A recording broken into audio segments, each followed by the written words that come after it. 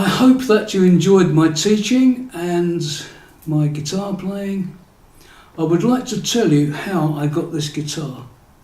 When I was 17, I worked for Arbiters, who imported Gretsch guitars from America.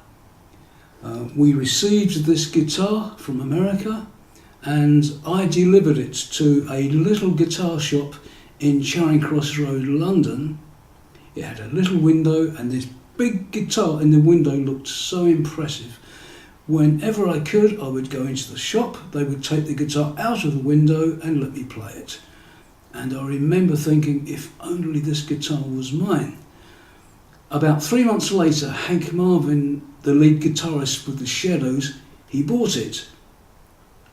Going on to the year 1972, I had stopped playing the guitar professionally and I was doing gardening in Willesden, and we were laying turf in King Edward's Park, and for 2 weeks it rained incessantly, and we were working and I thought, I've had enough of this non-stop rain and mud.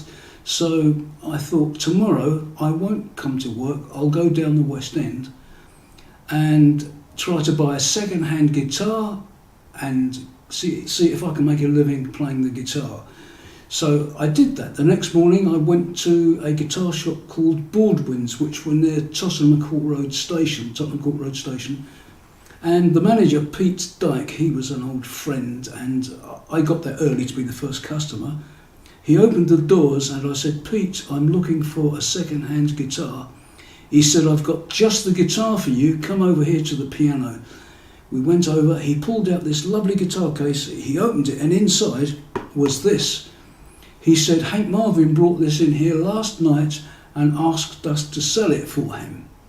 Now, going on several years later, there was a radio programme at midday and called the Gloria Hunniford radio show, and she said that Hank Marvin will be on here today. If anybody has an interesting story, please phone in. So I did.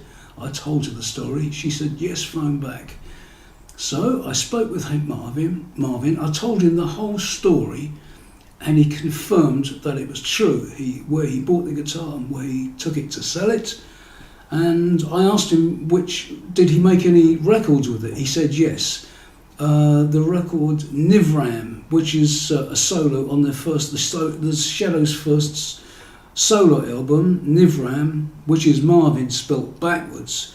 He used this guitar for that recording, and he also used it for Cliff Richard Records' A Girl Like You. So I thought you may like to hear that story. So thank you for listening. Thanks.